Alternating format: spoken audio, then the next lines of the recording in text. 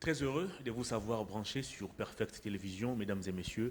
Bienvenue dans cette émission Perfect Actu qui accorde la parole aujourd'hui à la société civile et avec laquelle nous allons devoir décortiquer des questions liées aux élections, mais aussi à la situation des opposants qui sont traqués pour certains et d'autres jetés en prison, en train d'être jugés. Nous suivons donc de près cette question, on va devoir en parler dans cette émission, sans oublier la situation sécuritaire qui prévaut pratiquement sur l'ensemble du territoire national. Je reçois sur ces plateaux M. Dieudonné Mouchagaloucha, il est coordonnateur national du panel des experts de la société civile, mais aussi rapporteur général du cadre des concertations nationales de la société civile. Bienvenue à vous. Merci beaucoup Hervé, je suis très ravi d'être invité sur ces magnifiques plateaux de Perfect. Merci beaucoup. Je sais que Perfect a une grande audience et ça me fait plaisir. Comment allez-vous? Ça va très bien. La société civile, est-ce que ça va? On vous attribue un peu plusieurs accusations depuis un moment. Vous roulez pour le pouvoir et d'autres encore pour l'opposition.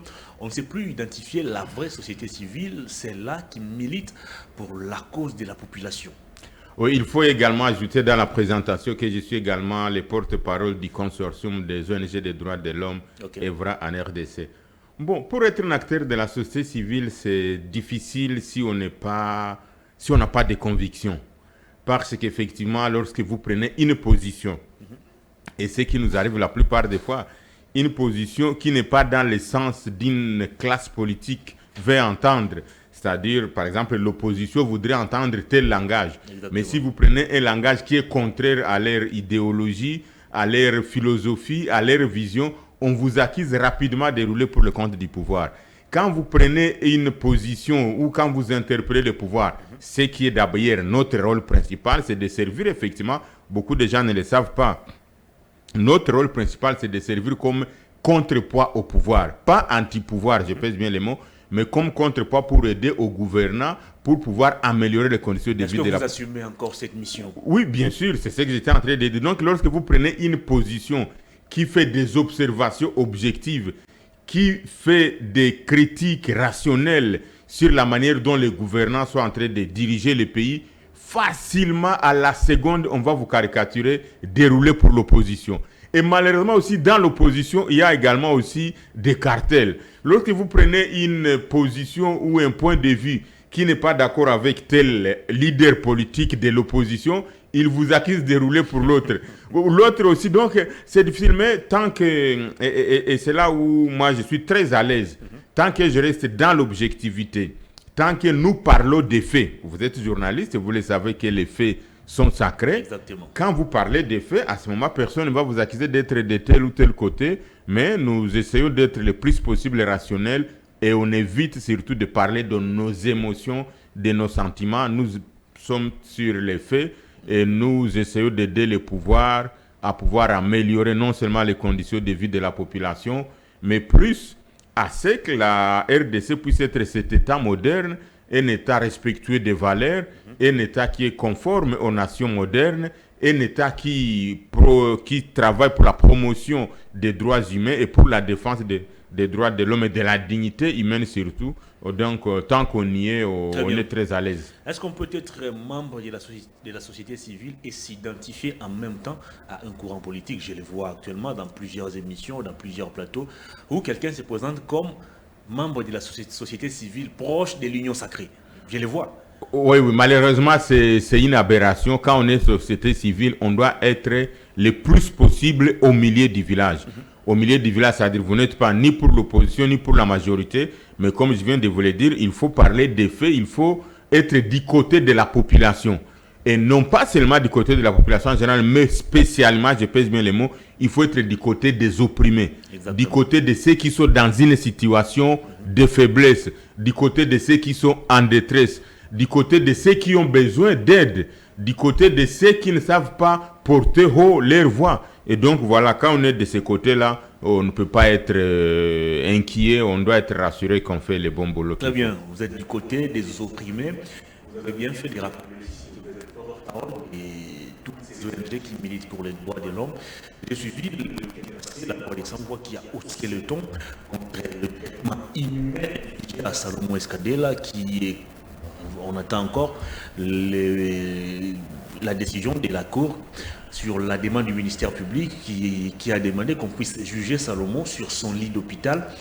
Comme défenseur des opprimés, comment vous vous êtes senti lorsque vous avez appris que le ministère public avait décidé ou avait demandé qu'on puisse juger quelqu'un sur son lit d'hôpital alors qu'il est placé sous respiration artificielle? Non, je crois que cette question vraiment, je ne sais même pas quel terme il faut utiliser pour qualifier, pour exprimer l'indignation, pour exprimer notre cri de détresse, pour parler du désarroi, pour parler du dérapage, pour parler de la honte qu'on risque de faire à la République démocratique du Congo, et surtout ce qui restera une tache d'huile pour la justice dans ces pays. Il est connu de tous, nous le savons, tout le monde le sait que Salomon Idikalondadela, il est malade sous respirateur à l'hôpital, et cela a été prouvé à 3 niveaux. Le premier niveau, c'est que les médecins traitants de l'unité hospitalière de la prison militaire d'Indolo, les médecins ont confirmé que l'état de santé de Salomon Idikalondadela était en train de se dégrader du jour au lendemain. Ça, c'était le premier élément. Le deuxième élément, on a fait une contre-expertise par plus de 19 médecins, des médecins spécialisés dans chaque secteur de telle ou telle pathologie. Et les 19 médecins-là sont venus des hôpitaux publics de l'État. Donc, des médecins assermentés pour la cause nationale. Exactement. Des médecins qui peuvent engager la République en termes d'expertise sur l'état sanitaire de chaque Congolais. Les 19 médecins ont confirmé effectivement que l'état de Salomon est en train de se détériorer du jour au lendemain. À côté de cela, il y a maintenant les médecins soignants actuellement. Salomon n'a pas été en mesure d'être à l'audience de la fois passée. Tout simplement parce que les médecins soignants ont trouvé qu'il y a une dégradation de plus en plus. Il y a une instabilité. Il n'y a aucune évolution positive dans le traitement qu'il est en train d'obtenir ou pour pouvoir avoir des soins appropriés à ça. On a dit qu'il y a même risque qu'il puisse piquer ce qu'on appelle un accident vasculaire cérébral, un AVC. Devant un tableau peint, comme j'étais en train de le dire, nous parlons de faits. Ce n'est pas moi, Dieudonné Mouchagalouza, ce n'est pas vous, ce n'est même pas la population. Ce sont des faits qui parlent d'eux-mêmes. Certifiés par les médecins. Certifiés par plus de 19 médecins. Et les médecins traitants. Donc des médecins dignes à qui on peut faire confiance pour la République. Qui confirment que l'état de santé de Salomon est en train de se détériorer. Au-delà de tout, nous sommes des Congolais et il ne peut pas exister un État, il ne peut pas exister une nation sans citoyens. Donc, l'unité, l'élément principal, fondamental pour la constitution d'un État, il faut qu'il y ait la population. Si les gens ne sont pas pris en charge, si les gens n'existent plus, on n'aura jamais la nation. Et donc, il est de bon en loi, il est indiqué en premier lieu qu'on puisse permettre effectivement à Salomon de bénéficier des soins de santé appropriés, comme nous l'avons déjà vu pour plusieurs cas. Moi qui vous parle ici, j'ai déjà parlé de plusieurs cas dans les mêmes circonstances. Et heureusement, il faut saluer les moments venus, le président de la République écoute et on a permis à certaines personnes de pouvoir être évacuées à l'extérieur pour bénéficier des soins appropriés, de qualité par rapport à l'état de santé de la personne concernée. Même les détenus, même celui qui est condamné, il a droit aux soins de santé. Ça, c'est la Constitution, c'est les droits et les instruments juridiques nationaux et internationaux ratifiés par notre pays. Maintenant, allons sur la question du procès qu'on va tenir. Beaucoup d'éléments qu'on peut dire. D'abord, Salomon est entre les mains de la justice. Donc, il est entre les mains de la justice. Il est déjà en prison. Celui qui est en prison, donc on veut lui faire encore un deuxième prisonnier en prison. C'est indécent. Il n'y a personne qui peut comprendre cela. Que quelqu'un qui est sous respirateur, quelqu'un qui n'est pas en mesure de se déplacer, qu'on cherche à... Est-ce qu'il est en mesure de parler?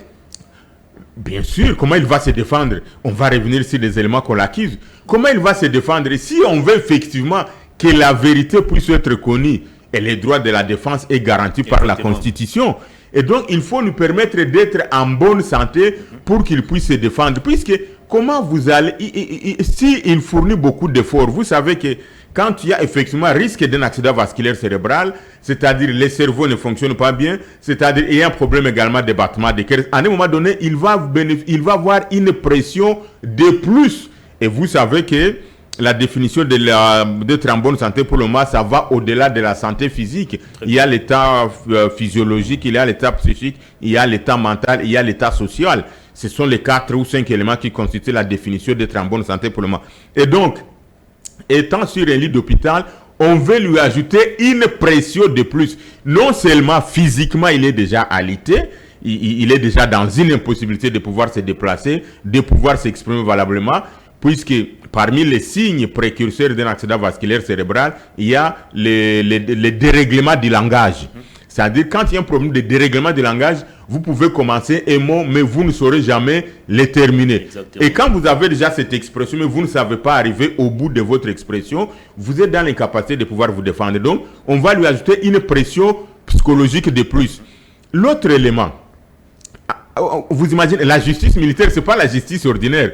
Vous allez voir dans un hôpital des officiers supérieurs débarquer avec des gardes du corps, avec des militaires, dans un hôpital. Vraiment, il faut... Dans quel état on va placer tous ces patients? Voilà. Psychologiquement, ils seront quoi? Psychologiquement, donc c'est malsain, c'est indécent, c'est indescriptible, c'est honteux. Et nous pensons qu'on ne peut pas permettre quand même à ce que la République puisse subir une honte pareille pendant cette période où les chefs de l'État prônent l'État des droits. Donc voilà autant d'éléments. Donc une chambre foraine qui va venir, quelle est l'urgence? Quelle est l'urgence pour qu'on puisse décider d'organiser une chambre foraine dans un hôpital? C'est la question qu'on peut se poser. Est-ce que la République est en train quelle est l'urgence qu'on veut obtenir par rapport à l'actualité, par rapport aux défis majeurs, par rapport aux éléments, par rapport à ce que nous devons avoir comme préoccupation sur le plan national? Je ne pense pas que quand même Salomon Kalonda puisse faire face, puisse être au centre des intérêts de toute la République, au point où on décide de déplacer la justice militaire dans un hôpital. Et donc, je voulais regarder la caméra en m'adressant non seulement à la justice militaire, mais également et surtout à ceux qui peuvent avoir un mot à dire dans l'opinion.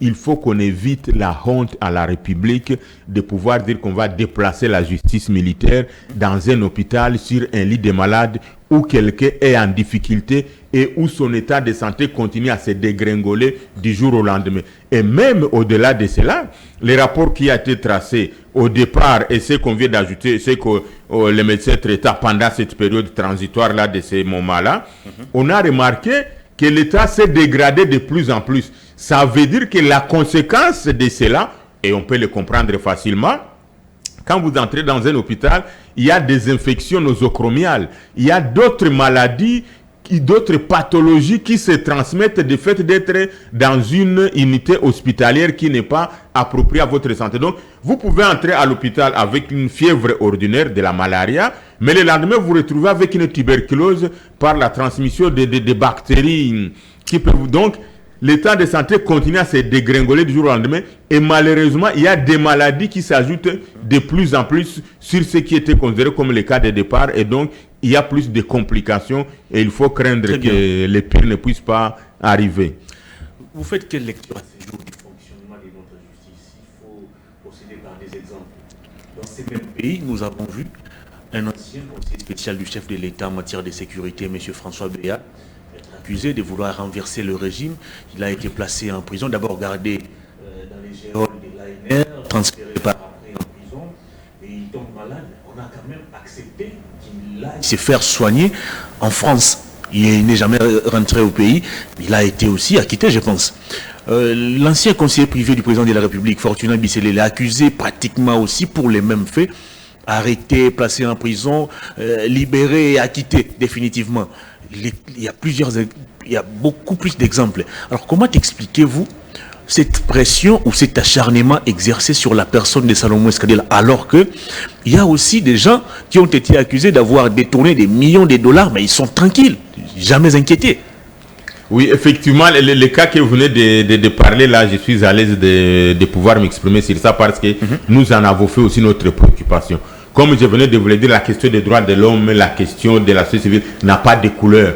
Que quelqu'un soit de l'opposition, qu'il soit de la majorité, qu'il soit de la société civile, dès lors ou dès qu'il est affecté par une situation comme celle qui affecte Salomon, notre compatriote, et qui est le concitoyen du président de la République actuellement, nous agissons. Et il y a des archives, d'ailleurs, où je suis passé aussi plusieurs fois dans des médias pour pouvoir compatir, pour pouvoir exprimer, pour pouvoir dénoncer, mais aussi pour pouvoir solliciter la grandeur d'âme du président de la République face à un compatriote congolais qui est en danger.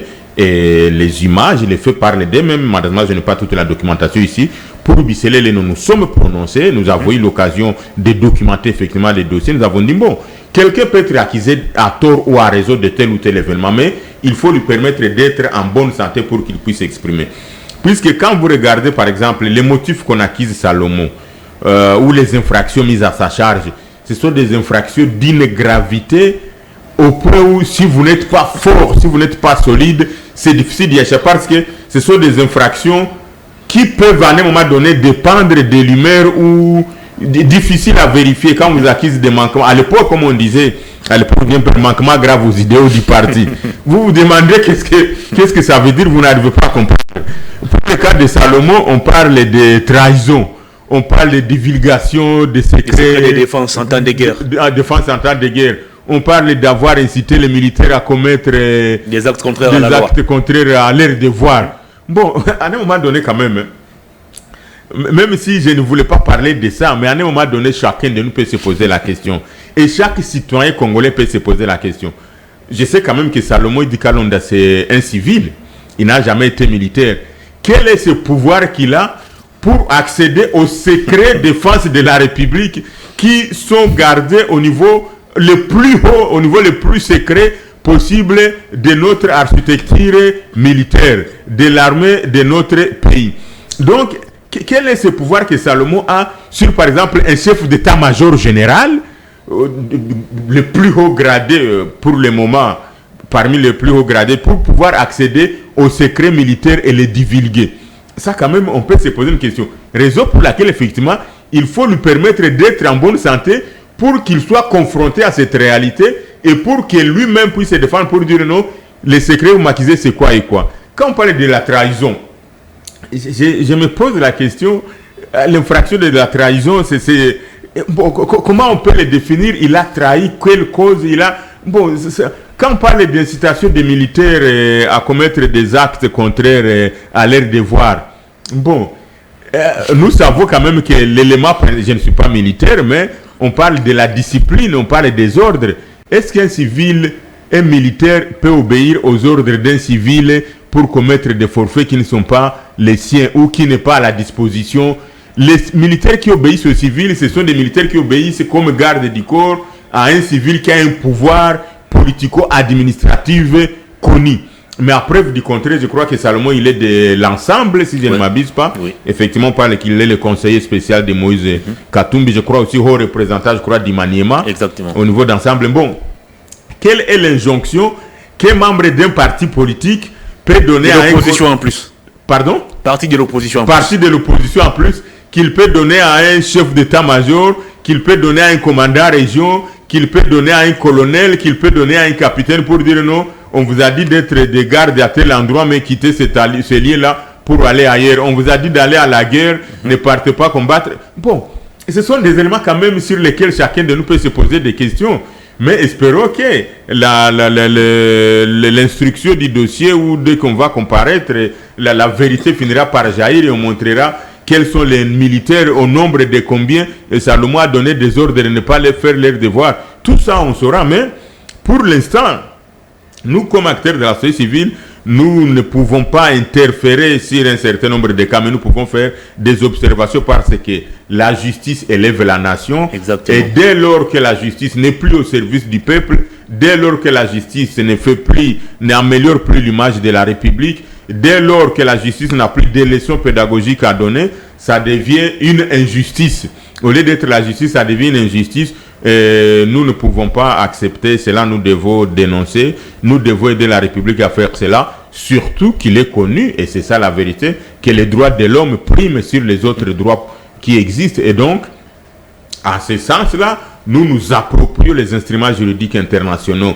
Évidemment, le premier, c'est la Déclaration universelle des droits de l'homme, en passant par d'autres chartes, et évidemment, au cœur de tout, la Constitution de notre pays, qui donne ses prérogatives et qui permet à ce que les droits de l'homme puissent être respectés en premier lieu, parce qu'au finish, la dignité humaine est consacrée et la vie humaine, elle est sacrée. Exactement. Je dis bien, elle est sacrée. Et donc, nous sommes dans notre droit chemin, nous sommes dans notre mission, et comme gardiens des valeurs citoyennes, nous devons dénoncer cela. Et c'est à ce titre-là que nous avons...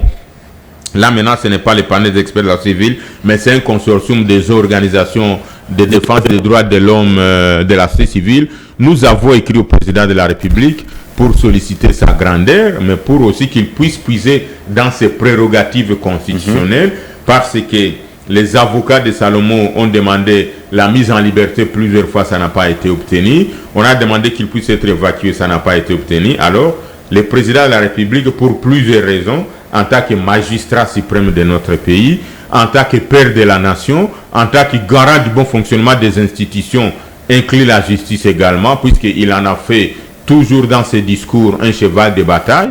L'état des droits, c'est aussi celui-là. Et n'oublions pas quand même qu'avant même d'accéder à la magistrature suprême dans son combat d'antan, il nécessite de pouvoir dénoncer les dysfonctionnements ou les dérapages de la justice, où il mettait l'homme au centre des tout. Il continue de les dénoncer jusqu'à ce jour. Voilà, il continue de les dénoncer. Et voilà, nous avons saisi la balle au bon pour pouvoir nous présenter un cas, effectivement, qui risque de faire la honte de la République. Et le chef de l'État ne peut pas permettre à ce que l'image du pays puisse être ternie, mais également, il ne peut pas accepter qu'il puisse y avoir cette tache d'huile qui va rester le plus longtemps possible et à deux niveaux d'abord.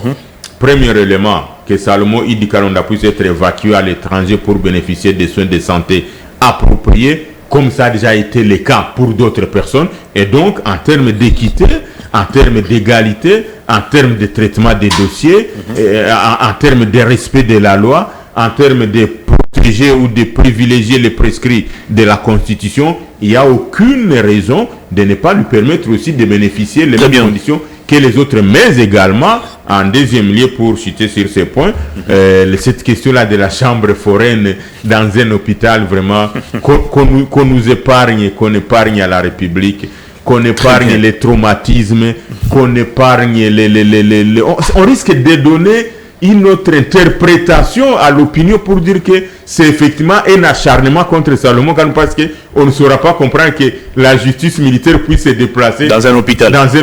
Donc, et surtout qu'on a l'hôpital en question déjà militarisé et depuis que Salomon est interné. Voilà, nous aimons la République, nous soutenons tout ce qu'il y a comme valeur citoyenne. Et voilà une occasion où nous pensons qu'on ne va pas quand même permettre à ceux qui rentrent là. Nous sommes à quelques semaines même des élections. La campagne électorale, c'est dans 13 jours, je crois. Est-ce que l'environnement politique est-il assaini pour aller aux élections dans un climat apaisé? Il faut rappeler ici, il y a encore Chérubin Okende qui se trouve à la morgue depuis qu'il a été assassiné au mois de juillet. Il y a Salomon qui est sur son lit d'hôpital et qui sera peut-être jugé sur ces mêmes lits. Il y a Mike Mukeba qui attend toujours l'arrêt de la Cour constitutionnelle depuis qu'il a introduit sa requête au mois de juin, je pense. Jean-Marc Aboun qui a écopé de 7 ans de prison. Barnabé Milingagno, ils sont nombreux ces opposants qui sont peut-être en prison, les journalistes y compris. Est-ce que l'environnement politique est apaisé pour aller aux élections? Bon, comme nous étions en train de dire au prélude ou à l'entrée de cette émission que nous parlons des faits, le tableau que vous venez de décrire là, c'est un tableau sombre. Et je ne pense pas que c'est un tableau qui est digne de pouvoir être peint de cette manière, alors qu'on peut nous éviter ces tableaux-là. Donc ça c'est d'un côté. Donc sur ce point-là, il faut signaler que quand même il y a une grande difficulté en termes de la décrispation de la scène politique avant qu'on puisse aller aux élections, qui serait indiqué ou qui est toujours un élément qui permet à ce on puisse passer la période électorale d'une manière apaisée. Mais à côté de cela, il y a des questions de l'intolérance que nous sommes en train de vivre aujourd'hui. Il y a certaines provinces, et j'en profite vraiment de votre micro pour condamner fermement alors les propos du gouverneur du Kasaï qui avait dit qu'il n'y a aucun autre candidat qui peut aller faire la campagne. Ce sont des propos séparatistes, ce sont des propos qu'il faut condamner à tout prix. Nous pensons que... C'est pour ces mêmes propos que Baye se retrouve en prison. Voilà, exactement. Et nous pensons que c'est profitant de la presse, des médias, que le procureur général pour la Cour de cassation devait se saisir de ces éléments-là. D'ailleurs, je crois que nous serons obligés de les saisir sur cet aspect-là en bonne et due forme pour condamner, pour interpeller le gouverneur du Kasaï qui avait tenu ces propos. Et donc, voilà un climat dans lequel on va aller où vous trouvez des menaces des militants, des membres d'un tel parti contre des candidats, surtout des candidats présidents de la République. Nous avons vu ce qui s'est passé. Là, nous parlons des faits. Ce n'est pas mon cœur qui parle, mais nous avons vu ce qu'on a fait contre Martin Fayoulou. C'est condamnable. Et donc, si... Délit se sanga bien avant. Donc, si on commence à faire des actions pareilles pour des candidats de la République et dans une partie de la République bien connue, puisqu'on n'a pas vu ça ailleurs, c'est seulement dans la partie centrale de notre pays où ça se passe. Et c'est qu'il faut craindre, effectivement, raison pour laquelle nous dénonçons, nous demandons que le procureur général pour la Cour de cassation puisse se saisir de ces propos. Il faut craindre, effectivement, que les autres ne puissent pas récupérer cette affaire comme un effet de boomerang qui risque de se retourner contre ceux qui sont en train de le faire ailleurs. Et donc, comme acteurs de la société civile, nous appelons à l'apaisement. Nous appelons tous les membres des partis politiques, tous les militants, tous les partisans de tel ou de tel candidat à l'apaisement, qu'on laisse les gens s'exprimer dès que la campagne électorale sera lancée, que les gens s'expriment et que ceux qui vont s'expriment par les urnes, d'autant plus que ce sera la meilleure façon de pouvoir sanctionner positivement ou négativement les candidats qui méritent, les candidats qui aura convaincu l'ensemble de la population congolaise, que ce soit l'actuel président de la République, son Excellence Félix Antoine Tshisekedi Tshilombo, qui est candidat à sa propre succession. Si la population va lui accorder un deuxième mandat, parce qu'il est de son droit constitutionnel de pouvoir briguer un deuxième mandat, si on constate qu'il a bien travaillé, on lui accordera ce mandat. Et ce n'est pas seulement au Kasaï, c'est un président de la République de tous les Congolais, Sud Kivu, Nord Kivu, Maniema, jusqu'à Mwanda, en passant par le Kisangani, en passant et à Chita par d'autres provinces là.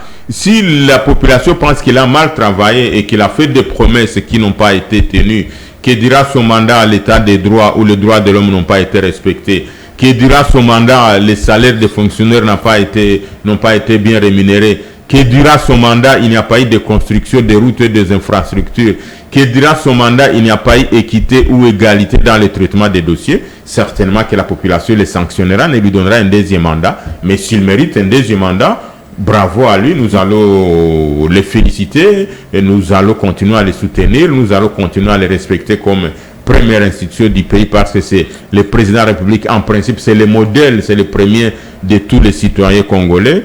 Et donc voilà, nous pensons vraiment qu'il faut qu'on arrête le plus tôt que possible cet aspect d'appel à la haine, de ségrégation, de régionalisme et tout ça. Donc, il faut que ça s'arrête. Donc ça c'est un élément aussi en termes de décrispation, en termes de menaces sur le processus, mais il y a également des craintes réelles liées à l'aspect technique, à l'aspect opérationnel du processus électoral lui-même. À ce jour, au moment où nous sommes sur ce plateau, les bulletins sont encore en train d'être imprimés en Corée. On terminera 100 cas. Quand est-ce qu'on va les acheminer? Ça, c'est une question principale. Le déploiement de la logistique électorale, c'est pas une mince affaire. Je ne vois pas comment ça peut se terminer dans moins de 45 jours. C'est carrément impossible. C'est quasiment impossible qu'on puisse les déterminer. Mais comme les Congolais sont des champions des défis, est-ce qu'ils vont y arriver? Mais l'élément aussi qu'il faut signaler, c'est qu'à l'instant même où nous sommes en train de parler sur ces plateaux, la liste définitive des candidats conseillers municipaux n'est pas encore connue. Or, vous savez que les scrutins du 20 décembre seront des scrutins couplés. Président de la République, député national, députation provinciale et les conseillers urbains. Or, quand vous partez devant les dispositifs électroniques de vote qu'on appelait avant machine à voter, vous allez commencer d'abord par élire le président de la République, les députés nationaux, les députés provinciaux pour chuter sur les 4e scrutins des conseillers communaux. Or, à ce jour, la liste n'est pas encore connue. On n'a pas encore traité de contentieux en rapport à ça. Maintenant, comment est-ce que et quand est-ce qu'on va configurer, puisque c'est ce que les gens ne savent pas, quand est-ce qu'on va mettre les fichiers là, quand est-ce qu'on va configurer dans chaque machine les noms de tous les candidats à ces 4 scrutins. Et surtout que les noms doivent être configurés, pas quelque chose qu'on doit faire automatiquement pour dire on injecte comme on peut injecter, je ne suis pas fort en informatique, mais il y a un moment donné, vous pouvez lâcher un fichier qui va se répercuter à l'instant même dans toutes les machines, mais il faut configurer machine par machine. Donc chaque machine à voter, chaque dispositif électronique de vote doit être configuré en fonction de la circonscription électorale où ça doit être envoyé. C'est-à-dire que les dispositifs électroniques de vote de Kasumbalé, ça, doivent avoir seulement les candidats municipaux, les candidats députés provinciaux de ces côtés-là. Ces déchets-là doivent avoir également les noms de déchets-là. Ceux qui de Walungu, de Kabare ou de Ikela ou de Djolu ou de Katakokombe doivent également être configurés en fonction de cette circonscription électorale, d'abord au niveau provincial, au niveau de l'antenne, mais également au niveau local, ça doit être configuré de cette manière. Quand est-ce que ça va se faire? Pour l'élection du président de la République, on peut comprendre, étant une circonscription électorale nationale unique, donc ça peut se faire facilement, mais les autres là, au fin fond là, comment est-ce qu'on va les configurer? Mais plusieurs fois, la CENI a tenu des cadres de concertation avec les partis politiques, avec la société civile. Mais pourquoi le panel des experts de la société civile n'a pas répondu à l'invitation de la CENI pour évoquer toutes ces questions? Bon, il faut signaler qu'il y a une différence entre les cadres de concertation et les cadres d'information. Ce qu'on observe aujourd'hui, nous étions parmi ceux qui avons fait à l'époque les rapports à mi-parcours que nous avons envoyés à la CENI, à tous les partenaires et parties prenantes au processus. Nous sommes toujours là pour pouvoir rappeler à la CENI un certain nombre d'éléments sur lesquels il faut attirer beaucoup d'attention. Et lors de ce qu'ils appellent cadre de concertation, nous avons à soulever un certain nombre de questions relatives à l'éducation civique et électorale, des questions relatives effectivement aux concertations ou à planir certains éléments. Mais bon, qu'est-ce qui arrive? La CENI a son plan d'action, il a son calendrier, ça n'arrive pas, raison pour laquelle même aujourd'hui, et nous l'avons encore exprimé, il faut que la CENI puisse dresser ce qu'on appelle les schémas critiques. C'est avec les schémas critiques qu'on peut savoir, voilà, telle chose a déjà été faite, il nous reste à faire ça, il reste tel acteur qu'on doit impliquer, il reste telle situation, nous avons déjà sauté telle contrainte, tel préalable on a déjà réuni, pour que finalement on puisse aller aux élections le moment venu avec un apaisement et avec une confiance et une transparence. Parce que, et je dois le dire, je l'ai toujours dit, quand je parle des questions électorales, je suis très à l'aise plus que d'autres questions. Il y a autant d'électeurs aujourd'hui qui ne sont pas dans les fichiers électoraux. Et il faut craindre, Hervé, il faut craindre, je pèse bien les mots, des violences qu'on ne puisse pas aller aux catastrophes, parce que quand vous arriverez au bureau de vote, avec la multitude de candidats que nous avons, et nous savons que au nom du principe sacro des élections, l'unicité des voix, c'est-à-dire un électeur, une voix. Et chaque électeur est convaincu que sa voix peut faire élire son candidat. Donc moi, Dieudonné Mouchangaloussa, mon candidat c'est Hervé, ou le vice-versa, mais je ne suis pas candidat. Ou dans une famille, vous trouvez, il y a un candidat qui a postulé, et dans cette famille-là, il y a 5 ou 10 personnes qui se sont mobilisées pour aller donner la voix à leur candidat, mais vous arrivez au bureau de vote, votre nom n'y est pas sur la liste. Qu'est-ce qui passera ce jour? Qu'est-ce qui passera ce jour?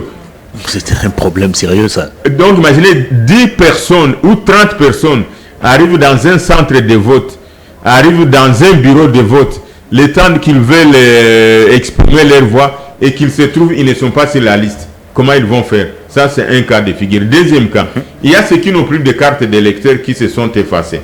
Quand vous allez arriver au centre ou au bureau de vote, sur la liste des électeurs... Et on a remis des, comment on appelle ça, des duplicateurs. Mais ça continue à se faire, il y a beaucoup de gens qui n'ont pas eu accès à ça. Puisqu'on doit vérifier si, pour éviter la fraude électorale, on doit vérifier si votre nom est conforme à votre personne. Vous pouvez vous présenter, moi c'est Dieudonné Mouchagalousa, mais si j'amène une carte d'électeur qui n'est pas visible, peut-être j'ai pris la carte d'Hervé pour dire que c'est moi parce qu'on ne va pas lire. Donc j'aurais exprimé... Non, mais sur la base des données, il y a des informations sur chaque électeur. Mais comment on va les vérifier si la base de données n'est pas consolidée, n'est pas mise à la disposition des centres de vote? Parce qu'à ces jours, on a affiché, pas affiché, on a dit qu'il faut mettre les listes au niveau de l'antenne. Et quand on parlait de l'antenne au niveau de la CENI, c'est les chefs-lieux du territoire. Alors, il y a autant de territoires que je connais quand même dans ces pays, mais je peux parler de mon territoire que je maîtrise bien. Je peux parler du territoire ou de la province du Sankourou que j'ai visité plusieurs fois. Je peux parler également de la province de la Tchouapa-Djoul que j'ai visité plusieurs fois. Vous trouvez les chefs-lieux là où ils se trouvent et il y a un centre de vote qui est à 20 km, même à 30 km comme le territoire de Chabunda. Le territoire de Chabunda est plus grand que le Rwanda. Donc vous allez dire à celui qui est au confin entre le territoire, au confin de Chabunda, pour venir au chef-lieu, il doit faire 2 jours en route. Il y en a où il faut faire 2 jours pour arriver au chef-lieu. Il faut faire 20 km. Comment cette personne va quitter pour aller vérifier si le nom se trouve sur la liste des électeurs? Est-ce que ce n'est pas la société civile qui commence aussi à en faire des trop?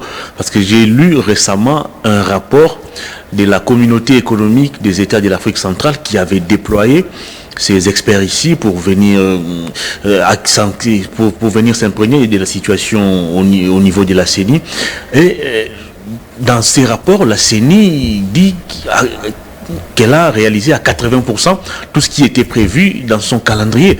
Pourquoi vous continuez encore à douter sur la tenue des élections dans le délai? Personnellement, j'ai eu l'avantage ou le privilège, ou je peux dire même l'honneur d'être reçu effectivement par la délégation de la CAC. J'ai déjà eu l'occasion aussi de participer à plusieurs rencontres à ce sujet-là.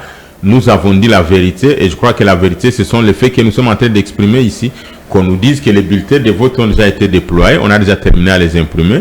Qu'on nous dise que la liste définitive des candidats conseillers communaux a déjà été publiée. Qu'on nous dise qu'on a déjà déployé les matériels dans les centres ou dans des antennes, qu'on nous dise que vous pouvez partir avec votre carte d'électeur, vous prenez ce qu'on appelle les codes Kier à l'époque qui étaient les codes barres et que vous pouvez l'introduire devant la machine à voter et que ça va faire sortir vos données, qu'on nous montre tous ces éléments-là, nous allons dire bravo. Mais les 80% réalisés par la CENI, ça constitue exactement quoi? Bon, je ne suis pas un avocat de la CENI. Parce que vous avez échangé aussi avec cette délégation de la CEAC. Et c'est la même qui s'est entretenue aussi avec la CENI. Effectivement, je ne peux pas me prononcer pour le compte de la CAC, mais nous avons démontré des éléments que je viens de vous dire ici. Et jusque-là, on ne m'a jamais contredit. À moins qu'il y ait quelqu'un qui a des éléments contraires par rapport à ça, nous allons nous plaire, mais nous parlons des éléments, nous parlons des faits réels, comme je l'ai dit. Nous n'allons pas parler de nos émotions ou de nos sentiments. Nous sommes en train de voir le processus. Certainement que nous serons obligés d'accentuer plus encore la vigilance en termes de surveillance, en termes d'observation électorale, pour pouvoir relever, pour pouvoir monitorer tout ce qui aura comme irrégularité, pour pouvoir permettre à ce qu'il y ait une bonne participation de la population à ces processus. Mais les éléments, les faits sont là, les faits sont têtus. Qu'on nous prouve le contraire, puisque même à ces jours, les machines qu'on est en train de déployer, ou les DEV, les dispositifs électroniques de vote, qui doivent servir de sensibilisation, il y a des endroits où ça n'a pas encore été fait. Vous et moi, nous avons l'avantage quand même d'avoir vu les cycles passés, comment est-ce qu'on a mené les machines à voter dans des centres, dans des milieux publics, pour qu'on puisse permettre aux gens de savoir comment les manipuler, comment ils vont les faire, parce que c'est un outil informatique auquel il faut s'habituer pour y aller. Il y a de nouveaux majeurs qui n'ont pas participé au cycle passé. Exactement. Il faut les permettre de pouvoir être en mesure de manipuler les machines pour qu'on ne puisse pas avoir des bulletins nuls. Comme je le prouve à ce moment, nous allons dire voilà, on est à 4. Mais je crois que c'est l'inverse. On parle de 80% de réalisation et 20% qui restent. Je crois que c'est l'inverse. Oh. À mon avis. Comment ça? Je crois. puisque la CENI, qui est la seule institution à pouvoir nous organiser les élections, nous dit qu'elle a réalisé à 80% tout ce qui était prévu dans son calendrier. Pourquoi doutez-vous encore? Oui, la CENI, effectivement, mais elle organise les élections pour la population, pour le peuple, pour les compétiteurs. En matière électorale, c'est une matière à la fois transversale, mais c'est une matière en forme d'entonnoir.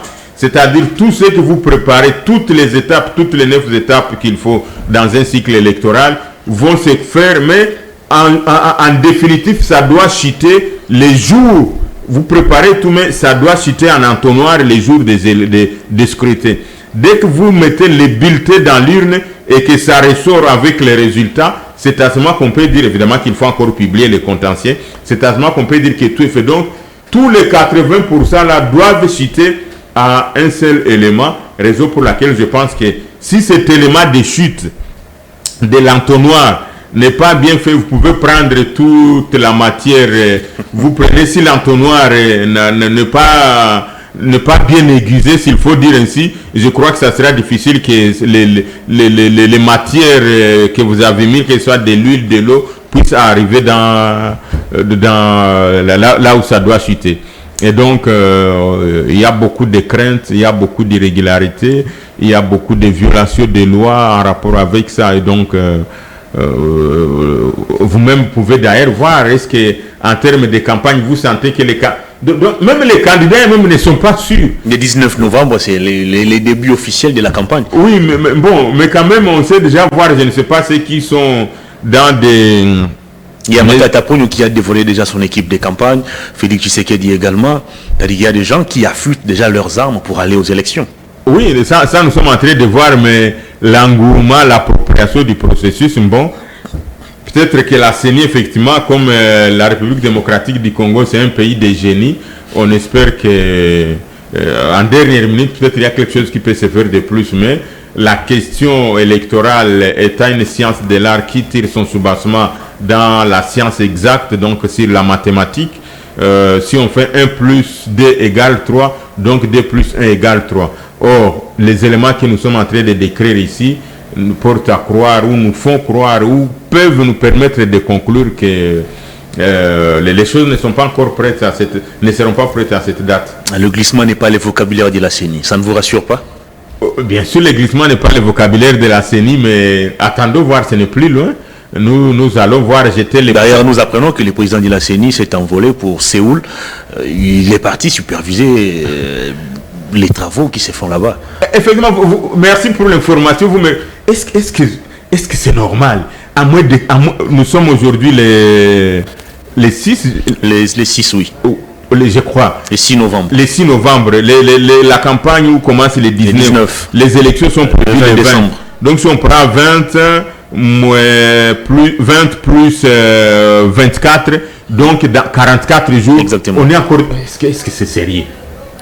Est-ce que c'est sérieux vraiment? À 44 jours, on est encore dans la fabrication Non. Très bien. Est-ce que c'est moi qui... Est-ce que vraiment c'est sérieux? À moins de 44, ça va quitter Séoul quand? Même si on faisait la location des avions, des Antonov. Or, la quincaillerie électorale, les bulletins de vote, comme on vient de nous le dire, qu'on est parti assister à la fabrication, les bulletins de vote devraient être connus déjà bien avant, en termes de savoir les volumes, les nombres. Supposons nous avons 52 millions d'enrôlés, je crois 52 millions, quelque chose d'enrôlés. Donc, à supposer qu'on puisse arriver en termes de prévision à un taux de participation maximal. Donc, vous imaginez le volume de nombre de bulletins qu'il faut fabriquer, qu'il faut faire arriver en République démocratique du Congo. Et comme dans la logique actuellement du président de la CENI, on a fait un dépôt central, on a brisé le système de hub où on pouvait faire l'approvisionnement. Donc tout doit arriver à Kinshasa. Dès que ça arrive à Kinshasa, il faut les compartimenter par province. Et des provinces, il faut les compartimenter par antenne pour dire non, ça c'est le lot du Kasaï, ça c'est le lot de la province orientale. Et dans la province orientale, vous prenez ce qui doit aller dans telle commune, ce qui doit aller dans l'autre commune. Vous imaginez qu'on n'a pas encore terminé à fabriquer, on est parti superviser, ça va se terminer quand? Peut-être les 20, on peut arriver les 18, on est encore en train de fabriquer, on les fera tomber de la Corée, ça passe par le ciel et ça va atterrir dans chaque bureau de vote, ou bien on viendra avec un hélicoptère qui va les larguer. On va terminer l'émission. Une minute pour évoquer la question sécuritaire. Nous apprenons qu'on doit encore déployer la force de la SADC, alors qu'il y a déjà l'EAC qui est déjà sur terrain. Il y a l'opération UPDF que nous menons avec l'Ouganda. Comment gérer la situation sécuritaire? Bon, là aussi, la question sécuritaire, elle est tellement sensible, mais c'est une question existentielle de la nation. Nous pensons quand même que ça n'est trop. Même si les forces de la SADC, on peut les faire confiance par rapport aux autres pour qu'elles puissent être déployées, mais nous avions toujours dénoncé ces tâtonnements-là, ces manques de précision, cet essai-erreur aujourd'hui. On amène telle troupe, demain on amène telle communauté, demain on associe d'autres. Donc on n'a pas encore ciblé la question des intervenants réels. Bon, même si cependant il faut continuer à rechercher la paix, et il faut continuer à voir quel chemin il faut exploiter. Bon, disons que si la SADC va venir terminer et nous rétablir la paix chez nous, bravo, nous ne pouvons que les encourager parce que nous savons quand même que nous sommes plus proches de la SADC que d'autres communautés parce que la SADC a déjà intervenu dans des situations pareilles pour le rétablissement de la paix. Mais il faut signaler quand même que ça en est de trop. Alors finalement, on va faire quoi? Bon, j'ai dit il faut continuer à chercher, il faut savoir quelle est la force réelle qui peut amener cela. Bon, mais à côté quand même de ces forces-là, il faut toujours envisager pour le rétablissement total de la paix. Il y a toujours 3 pistes qu'il faut exploiter. Il y a une piste militaire qu'on est en train d'exploiter. Il y a une piste politique qu'il faut tenter d'exploiter également. Mais il y a aussi une piste diplomatique qu'il faut mettre ensemble. Peut-être avec ces 3 éléments-là, je pense qu'on peut y arriver et chaque piste n'exclut pas l'exploitation de l'autre. Mais à quel jeu joue finalement la communauté internationale? Vous avez vu l'Israël qui a été attaqué, il a répliqué, l'Ukraine a répliqué. C'est-à-dire que chaque pays qui est attaqué essaye de s'organiser pour répliquer aussi. Mais pourquoi lorsqu'il s'agit de la RDC, il faut aller négocier, il faut un accord de cessez-le-feu qui interdit à nos militaires de se battre, il faut recourir au Ouazalendo. Mais finalement, jusqu'à quel moment on va continuer à aller négocier notre paix? Non, je crois que c'est un problème de rapport de force et de diplomatie. Je venais de le dire qu'il faut exploiter la voie diplomatique aussi. Si on a une voie qui n'est pas audible, c'est normal que ceux qui sont plus forts, ceux qui maîtrisent plus les méandres, ceux qui sont écoutés vont toujours pas nous damer des pieds comme on dit, mais vont toujours se faire écouter au niveau international plus que nous. Et donc c'est un élément qu'il faut prendre en compte sur le plan diplomatique. Très bien. On a terminé l'émission. La caméra est devant vous. Votre dernier message au public et on va se séparer. Bon, le dernier message au public, qu'est-ce qu'il faut dire? Je reviens sur ça. La question de faire un déplacement, la question d'organiser la chambre foraine de la justice militaire dans un hôpital, ça va non seulement ternir l'image de la République démocratique du Congo, ça va affecter négativement la justice de notre pays, mais ça va également être interprété comme un acharnement contre un concitoyen, contre un patriote qui est en difficulté.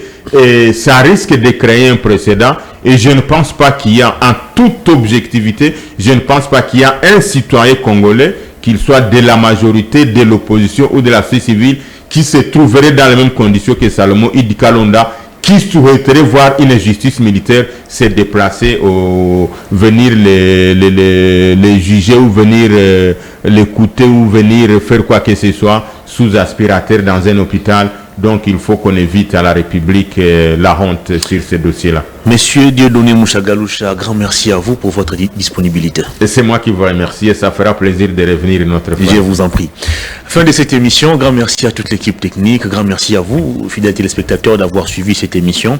Je vous retrouve très prochainement pour un nouveau numéro de Perfect Actu. Invité. Au revoir.